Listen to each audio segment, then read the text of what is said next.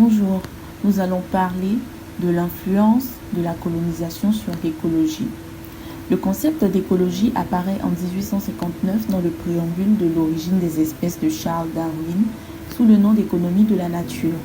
Il apparaît en tant que tel pour la première fois sous la plume de Ernst Haeckel et est construit à partir du grec ancien oikos qui veut dire maison, habitat et logos qui veut dire discours.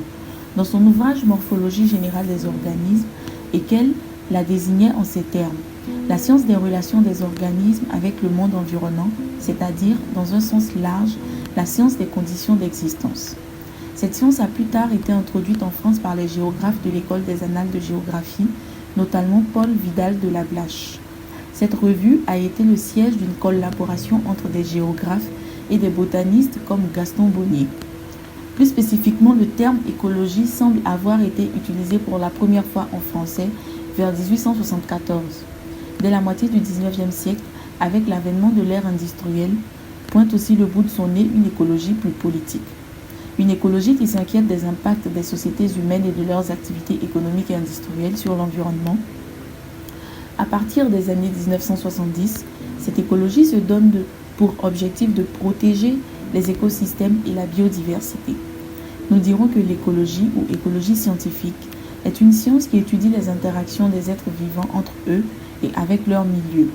Elle fait partie intégrante de la discipline plus vaste qu'est la science de l'environnement.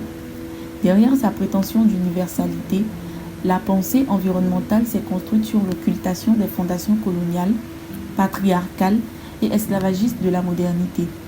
Face à la tempête, l'environnementalisme propose une arche de Noé qui cache dans son antre les inégalités sociales, les discriminations de genre, les racismes et les situations post-coloniales.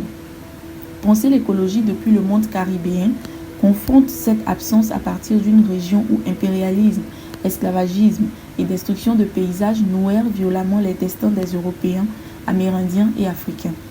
Telle est l'impensée de la double fracture moderne qui sépare les questions coloniales des destructions environnementales. Or, penser cette fracture demeure la clé d'un habité ensemble qui préserve les écosystèmes tout autant que les dignités. Telle est l'ambition d'une écologie décoloniale qui relie les enjeux écologiques à la quête d'un monde au sortir de l'esclavage et de la colonisation. La conquête des Amériques par les Européens, avec notamment l'arrivée de Christophe Colomb en 1492 sur les côtes caribéennes, a marqué le début d'une période d'esclavagisme où des humains étaient asservis par d'autres humains. Mais fut aussi un processus de destruction écologique violent. Il y a donc un lien fort entre colonisation, esclavagisme et destruction de l'environnement puisque se développe alors l'habité colonial qui impose une manière de se penser sur Terre et de se rapporter à l'autre, qu'il soit humain ou non humain. Or, même la décolonisation statuaire avec les déclarations d'indépendance ou les processus de territorialisation des outre-mer ne suffisent pas à abolir cet habité colonial. Au contraire, pour garantir l'indépendance, il fallait, selon Toussaint Louverture, continuer d'exploiter les terres pour approvisionner le marché européen. C'est ainsi que s'est instaurée l'ère du plantationnocène. L'économie de plantation a donc subsisté aux indépendances. Celles-ci sont ainsi restées en quelque sorte inachevées.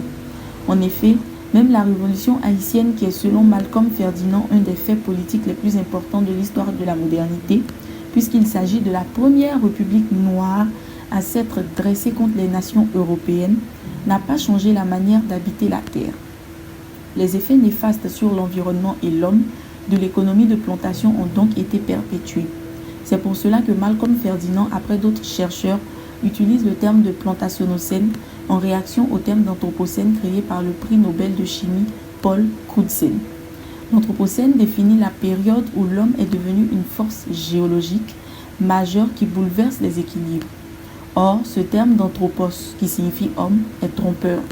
C'est même une posture coloniale qui occulte les hiérarchies de domination sociale entre les maîtres et les esclaves, mais aussi entre l'humain et le non-humain. Ainsi, les 5 siècles qui ont constitué la modernité ont été des siècles de colonisation, d'esclavage, de guerre et d'exploitation à l'origine de la crise écologique actuelle. Les luttes écologiques et antiracistes partagent donc une origine commune. Une autre origine du souci écologique, l'écologie dominante, c'est-à-dire coloniale, provient d'une volonté de protéger la nature vierge et de préserver les écosystèmes sans pour autant prendre en compte les populations non occidentales qui y vivent et qui appartiennent à ces écosystèmes. Privilégier d'autres figures et références, les figures phares promues par l'écologie dominante sont souvent des hommes blancs de la société post-coloniale qui n'ont qu'un souci de conserver une nature vierge, souvent misogyne et raciste et ne s'intéressant pas aux conditions historiques de la destruction des écosystèmes, c'est-à-dire la conquête coloniale. L'un de ces hommes fut John Muir, un des fondateurs des parcs nationaux des États-Unis, dont certains textes font preuve d'une réelle violence à l'égard des Noirs et des Indiens. Sa conception d'une nature vierge se construit contre les autres populations qui pourtant y habitent. Ainsi, il mentionne la nature propre du parc de Yosemite alors qu'il considère les Indiens qui y vivent comme sales. Cette forme d'écologie naturaliste reproduit donc la matrice de pensée de la colonialité, incapable de penser le monde dans un même mouvement alors qu'il faudrait porter la même attention à l'autre qu'à soi. À ces figures de l'écologie coloniale, il convient de substituer d'autres références comme Aimé Césaire, Maryse Condé, Alice Walker, etc.